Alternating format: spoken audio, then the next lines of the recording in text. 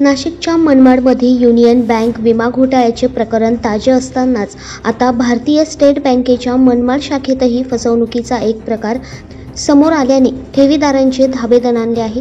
जानेवारी 2022 रोजी बँकेत असणाऱ्या विमा प्रतिनिधींकडे पेन्शन प्लॅन योजनेत पैसे गुंतवणूक केले होते। त्यानुसार 2022 ते 2024 असे 3 वर्षाचे हप्ते भरले होते। त्यापैकी पहिला हप्ता अकाउंटवरून कापण्यात आला, तर दुसरा हप्ता रोख दिला होता, तर तिसरा हप्ता फोनद्वारे भरला होता।